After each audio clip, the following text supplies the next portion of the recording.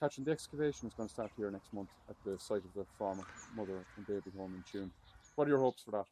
Well, first of all, it's a huge relief to me that it's finally come to this, because we've been so long waiting. But I can understand now what it takes.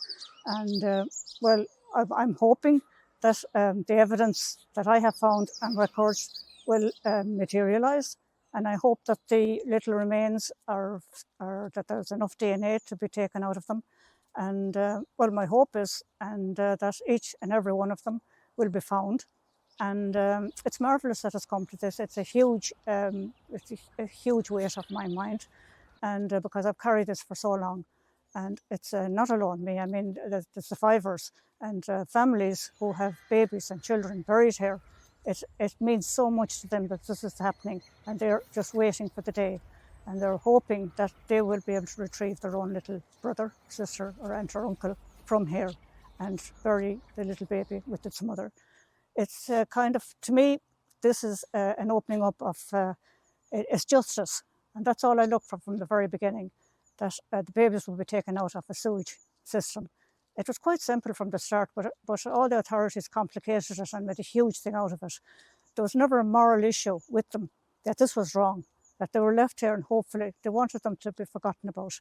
But each and every one of those 796 babies and young children, they're as important as anyone else, and their rights in death should have been given to them, but it wasn't. But that's been rectified now, and that really means an awful lot to me. And following your research, Catherine, you were explaining that you still have people getting in touch with you, looking for their connections to the site. A lot of people still contact me, and my work is voluntary. I do spend hours researching for them, but I like to do it. It's wonderful when it turns out right for them, that I do get answers for them. They're only looking for, a lot of them, survivors who were born here, they're looking for, who am I? Even though they get their records, the records that they get from Tusla, it doesn't show where the mother went when she left here. So that's where I take up and follow on.